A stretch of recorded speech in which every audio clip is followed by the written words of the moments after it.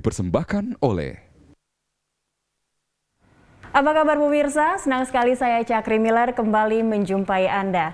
Pemirsa, Pekanbaru merupakan ibu kota sekaligus kota terbesar di Provinsi Riau. Kota ini merupakan salah satu sentra ekonomi terbesar di Pulau Sumatera dan termasuk kota dengan tingkat pertumbuhan, migrasi, dan urbanisasi yang tinggi. Sebagai kota besar di Sumatera, tentunya pelayanan publik menjadi salah satu andalan dari kota Pekanbaru. Seperti apa pelayanan publik di kota ini, terutama di masa pandemi COVID-19? Inovasi apa saja yang dibuat oleh pemerintah kota Pekanbaru? Ikuti perbincangannya dalam 30 Minutes with Wali Kota Pekanbaru, Dr. Haji Firdaus, STMT.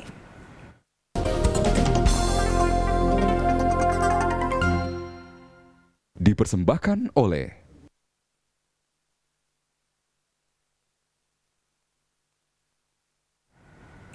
Ya, dan saat ini saya sudah bersama dengan Pak Wali Kota Pekanbaru, Bapak Firdaus. Apa kabar, Pak? Alhamdulillah baik. Alhamdulillah sehat ya, Pak ya. Perjalanan dari Pekanbaru menuju Jakarta aman terkendali. Alhamdulillah. Alhamdulillah. Dan kita juga sudah sesuai dengan protokol kesehatan pastinya. Ini kalau berbicara tentang pelayanan publik, ya.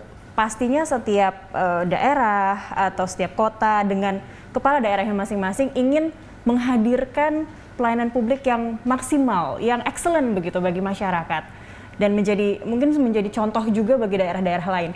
Pekanbaru sendiri ini punya yang menjadi poin utama juga adalah pelayanan publiknya. Sebenarnya pelayanan publik seperti apa, Pak, yang berbeda mungkin dari kota-kota lain yang dihadirkan di Pekanbaru? Baik, berbicara masalah pelayanan publik itu banyak ya bidangnya. Maka yang menjadi perhatian pemerintah dalam hal ini Menpan RB, salah satu pembina pelayanan publik. Maka ada 3 sektor yang menjadi perhatian. Pertama di bidang perizinan, non perizinan.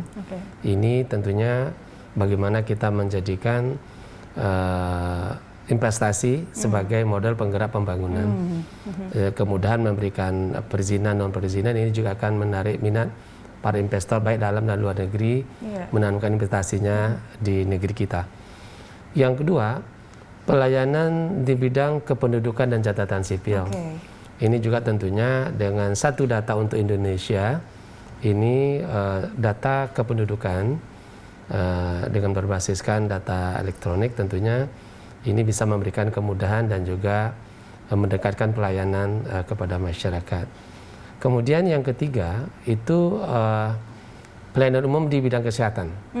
Ini kaitannya juga. Ini jadi sorotan juga nih saat ini ya. Untuk membangun SDM yang unggul, maka indikator sehat itu menjadi utama, sehat rohani dan jasmani.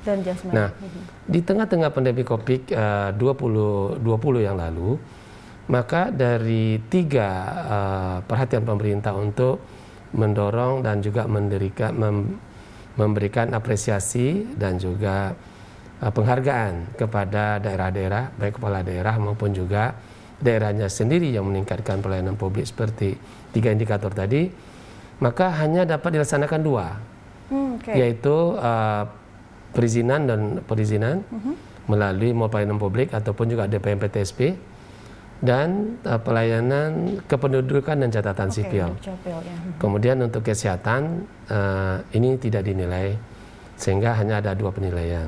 Karena kota sendiri, Pekanbaru sendiri pasti juga hampir semua kota begitu ya, untuk pelayanan kesehatan ini tidak bisa pilih-pilih sekarang. Benar. Ya, semuanya harus menerima pasien COVID dan penanganannya seperti itu.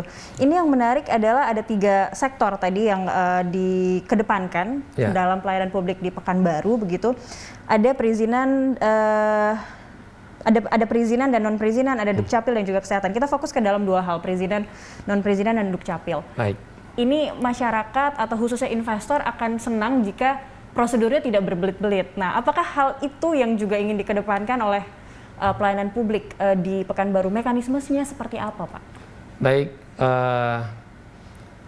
dari pelayanan terpadu satu pintu, kemudian pemerintah dibawa ke Presiden Jokowi meningkatkan dengan sebutan Mall Pelayanan Publik. Mall Pelayanan Publik, MPP. Ini program ini dimulai sejak tahun 2017. Kemudian bedanya antara pelayanan terpadu satu pintu dengan mall pelayanan publik adalah bagaimana pertama di dalam satu pelayanan, ruang pelayanan itu kita bisa menyelesaikan semua persoalan perizinan non perizinan. Kemudian juga bagaimana menampilkan pelayanan oleh pemerintah kepada masyarakat yang menghilangkan kesan bahwa birokrasi itu sulit, birokrasi itu berbelit-belit. Ya. Nah, ini yang ditampilkan bahwa birokrasi yang pemerintah yang melayani itu tidak seperti itu, tetapi adalah memberikan pelayanan yang lebih dekat kepada masyarakat, lebih dekat, lebih cepat, lebih tepat, lebih mudah dan lebih baik. Dan lebih baik, oke. Itu adalah menjadi semangat begitu ya dari pelayanan publik yang bisa didapatkan oleh masyarakat. Ini mungkin tidak hanya mungkin warga kota Pekanbaru, tapi mungkin juga warga pendatang yang mungkin memang ada urusan ingin melakukan pengurusan terkait pelayanan publik begitu ya di kota Pekanbaru sendiri. Baik, ini menarik mall pelayanan publiknya dan kita juga ingin tahu seperti apa pelayanan yang dilakukan di masa pandemi. Kita akan lanjutkan di segmen berikutnya, Pak Firdaus. Pemirsa, tetaplah bersama kami. 30 Minutes with Wali Kota Pekanbaru akan kembali setelah jeda.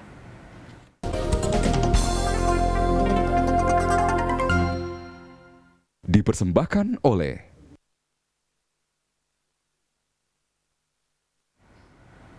Pemirsa, kembali lagi dalam 30 Minutes with Wali Kota Pekanbaru. Masih bersama narasumber saya, Pak Firdaus. Ini tadi kita sudah menyinggung soal mall pelayanan publik. Yang katanya mall pelayanan publik di Pekanbaru ini menjadi role model dari MPP atau mall pelayanan publik di Indonesia. Sebenarnya apa yang berbeda begitu Pak yang dihadirkan yang membuat masyarakat Kota Pekanbaru khususnya ataupun investor begitu ini merasa puas dengan pelayanan yang diberikan? Baik, pertama pada saat pelayanan perizinan masih di dalam program satu pintu terpadu satu pintu, kami juga sudah mendapatkan penilaian terbaik. Kemudian setelah kita mengikuti program mall pelayanan publik, kita juga mulai tahun pertama penerapan mall pelayanan publik kita juga mendapatkan penghargaan sebagai yang terbaik dengan predikat platinum dan kemudian juga menjadi model nasional sampai di era pandemi Covid. Apa bedanya? Nah ini dia. Pertama, semua pengelolaan di dalam pelaksanaan pelayanan ini sudah dalam sistem yang menggunakan teknologi IT. Nah, barangkali juga teman-teman lain juga sama, tetapi tentunya terintegrasi data dan juga kemudian inovasi-inovasi di dalam menggunakan aplikasi. Kemudian yang kedua, jumlah peserta di dalam pelayanan publik. Jadi kita yang terlengkap sampai saat hari ini. Semua kementerian lembaga itu masuk ke dalam, termasuk juga kepolisian, baik Polda maupun juga Polresta, kemudian juga kejaksaan, ya baik jaksa tinggi maupun juga jaksa negeri, dan termasuk imigrasi dan pendeknya semua kementerian lembaga yang ada di Riau, di Kota Pekanbaru, itu ada semua di dalam. Kemudian juga pemerintah daerah, baik kota maupun juga provinsi. Kemudian perusahaan negara BUMN, BUMD, asosiasi, yang asosiasi profesi maupun juga asosiasi dunia usaha itu bergabung di dalam semua. Bahkan juga pelayanan keagamaan termasuk juga untuk Basnas dan kemudian juga dari Kementerian Agama juga masuk di dalam. Nah, jadi dari sisi pelayanan kita yang lebih komplit. Sampai hari ini kita yang masih komplit, yang paling lengkap dan alhamdulillah dukungan dan supporting dari semua tenan yang ikut di dalam ini memberikan kita lebih sempurna dari yang lain. Dan pastinya harus ada evaluasi agar semua lembaga pemerintah dan juga kementerian di dalamnya yang ada di dalam MPP ini bisa sama semuanya pelayanannya. Ini seperti apa Pak? Mungkin penilaian atau evaluasi yang bisa dilakukan agar jangan kementerian ini udah oke nih dengan mengikuti inovasi, tapi ada satu yang mungkin masih belum komplit atau terintegrasinya masih belum sempurna begitu Pak? Di dalam manajemen itu juga dalam satu komando, yaitu kepala DPMPTSP-nya sendiri. Jadi punya standar yang sama dalam pelayanan begitu ya? Ya. Tidak ada yang lebih maksimal, yang ini kurang begitu. Jadi Nah, kemudian juga harus artinya standar yang dievaluasi di setiap pekan. Jadi di mana ada ya kekurangan, itu kita ingatkan untuk kita perbaiki. Senantiasa bagaimana kita memberikan pelayanan terbaik kepada masyarakat. Itu terutama selama di pandemi COVID. Ya, iya, masa pandemi ini ada yang berubah tidak sistem pelayanan begitu di Pak? banyak daerah kan betul-betul PSBB-nya memberikan ruang gerak yang terbatas kepada. Betul. Tetapi kami di Pekanbaru, walaupun kami juga kota pertama setelah Jakarta melaksanakan PSBB di Indonesia. Kemudian untuk di dalam bidang pelayanan baik di perizinan non perizin maupun di catatan sipil, ini kita tetap buka di pandemi COVID. Pertama buka dengan online. Jadi pelayanan online ini tetap dapat dilayani. Kemudian juga tidak semua masyarakat kita baru bisa menggunakan pelayanan online, sehingga yang konvensional ini tetap muka tetap juga ada. Tetapi sekali lagi ini dengan penuh disiplin dalam penerapan protokol kesehatan. Nah, kemudian jumlah layanan, terutama di catatan sipil. Kami 2019 di dalam pelayanan konvensional, ini kita bisa melayani masyarakat 500 orang per hari. Namun setelah kita melayani dengan NPP, Mall Pelayanan Publik, nah, kita bisa melayani 1.500 sampai 2.000 sebelum COVID. Per hari? Per hari. Nah, artinya ada 3 sampai 4 kali lebih banyak ya untuk memberikan pelayanan kepada masyarakat. Dan juga bermacam-macam inovasi yang kita lakukan di dalam pelayanan. Nah, dengan satu data untuk Indonesia, yaitu data iKTP yang dari Kementerian Kependudukan, maka oleh sebab itu ini sangat membantu untuk mengintegrasikan semua pelayanan. Baik, dan alhamdulillah biasanya Dukcapil juga yang paling banyak PR-nya begitu ya Pak ya. Sehingga di 2020 di tengah-tengah pandemi COVID kemarin, apresiasi diberi oleh penilai dari Menpan RB dan juga oleh Menteri Dalam Negeri, CQ Dirjen Kependudukan, dan kita juga jadi role model nasional karena perubahan yang terjadi yang kami lakukan ini boleh dikatakan menurut Ibu Deputi Bidang Pelayanan ini yang sulit untuk dapat dilakukan di mana-mana kota di Indonesia. Baik. Dan di Pekanbaru bisa gitu. Mendapat penghargaan dan menjadi role model ya. Tapi yang pasti yang namanya pelayanan publik ini respon yang cepat itu yang diharapkan, respon dan juga ada solusi itu yang diharapkan oleh masyarakat pastinya. Benar. Baik, kita akan membahas terkait prestasi-prestasi dan sebenarnya achievement yang sudah dicapai dari Kota Pekanbaru bersama wali kotanya tentunya di segmen berikutnya. Pak Firdaus, pemirsa tetaplah bersama kami, jangan kemana-mana, kami akan kembali usai jeda.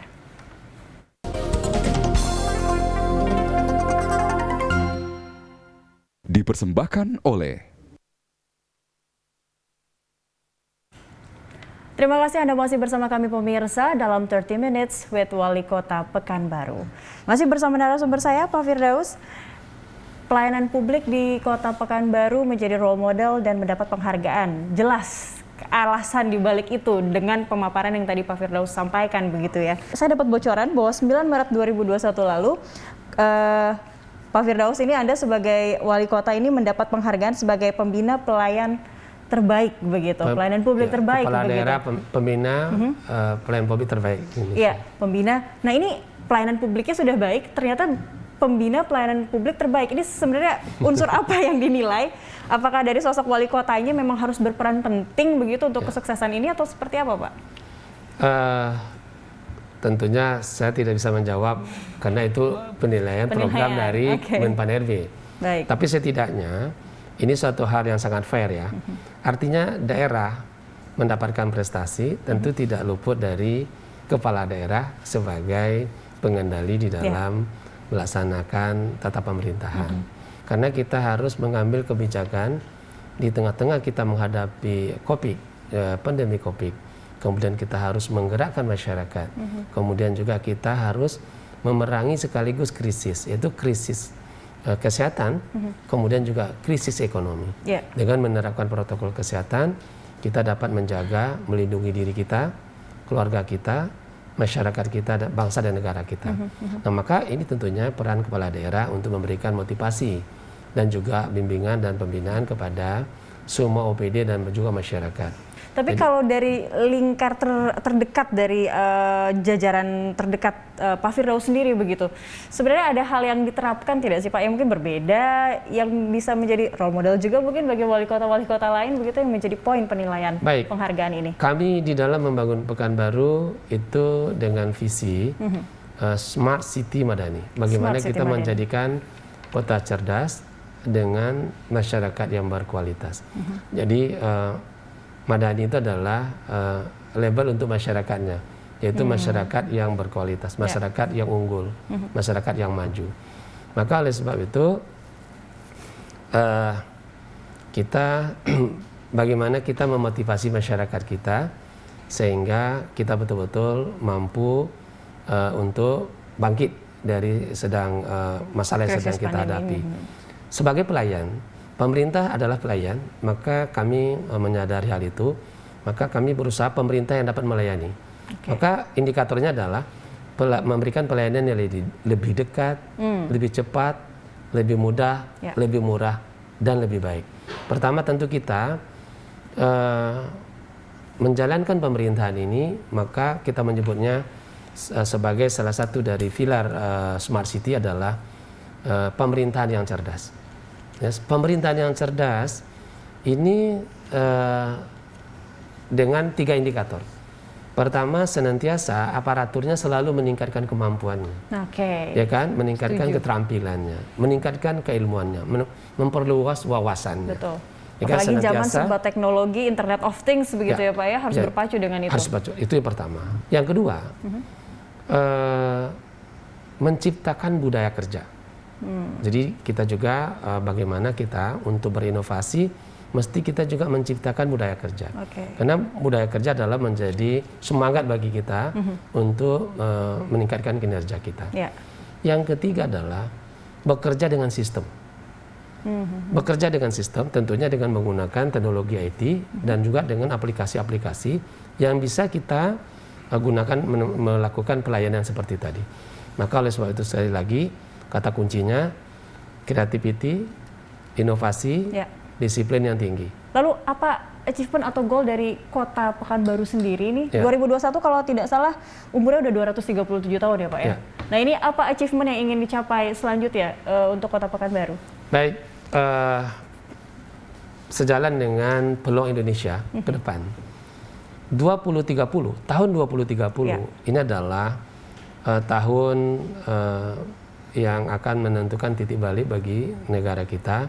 Insya Allah pada saat itu Indonesia akan memasuki dunia baru dengan peluang kita menjadi anggota G7. Ya. Kemudian 2045 ini juga tahun keemasan kita. Insya Allah Indonesia menjadi ranking 4 dari 7 negara kuat ekonomi dunia tadi. Kemudian hubungannya dengan Pekanbaru, Pekanbaru, ibu kota provinsi Riau, kami berada di jantung Pulau Sumatera. Dan ke depan potensi ekonomi bangsa dan negara ini itu sebagian besar ada di Pulau Sumatera. Dan sekali lagi semua potensi yang ada di Sumatera, insya Allah akan bersentuhan dengan kota Pekanbaru sebagai kota yang berada di jantung. Maka oleh sebab itu insya Allah ke depan 2030, 2045 Pekanbaru akan menjadi the capital city of Sumatera. Oke, baik. Nah, untuk langkah persiapan menuju 2030 dan 2045 itu langkah-langkah yang sudah mulai dilakukan berawal dari Pak Firdaus sendiri begitu nantinya. Dengan prinsip bahwa pembangunan sudah harus berorientasi kepada kewilayahan. Kewilayahan, oke. Tidak lagi dalam satu wilayah administrasi pemerintahan. Tidak hanya kotanya saja nih yang mentereng, tapi artinya wilayah lainnya tidak. Sinergi dengan kawasan. Baik. Maka alhamdulillah kami sejak 2014 telah mengajak teman-teman di daerah penyangga, yaitu Kabupaten Siak, Kabupaten Kampar, Kabupaten Pelalawan, dan tentunya pemerintah provinsi dengan konsep membangun kawasan Pekanbaru menjadi kawasan metropolitan. Yang kami sebut dengan metropolitan Pekansekawan. Nah, hari ini Pekanbaru secara indikator itu 2016 itu telah memenuhi sebuah indikator kota metropolitan. Dan sekali lagi kami tadi mendapatkan penghargaan terbaik dalam perizinan non perizinan 4 tahun. Kemudian juga kita juga menjadi kota tujuan investasi terbaik 5 tahun berturut-turut kan sebelumnya. Dan kita juga mendapatkan penghargaan sebagai tata kelola pemerintahan yang terbaik. Dan banyak lagi kita menjadi role model dan inovasi yang kita lakukan di daerah lebih cepat. Dan bagi kepala daerah, kami juga mendapatkan penghargaan kepala daerah inspiratif, kepala daerah visioner, kepala daerah entrepreneur, kepala daerah juga inovatif. Baik, ini segudang penghargaan yang memang didapatkan oleh Pekanbaru nampaknya bukan tanpa alasan begitu ya, dan untuk menuju Pekanbaru yang lebih baik, Pekanbaru menjadi kota metropolitan nampaknya modalnya sudah dirintis dari 2014 lalu. Kita harapkan Pekanbaru memang bisa menjadi kota yang jauh lebih baik lagi dan menjadi role model bagi kota-kota lainnya di Indonesia. Terima kasih banyak Pak Firdaus telah hadir dan berbagi informasi bersama kami di 30 Minutes kali ini. Pemirsa, demikianlah 30 Minutes with Wali Kota Pekanbaru. Atas nama seluruh kerabat kerja yang bertugas, saya Cakri Miller undur diri. Terima kasih, sampai jumpa. Pak Firdaus, terima kasih.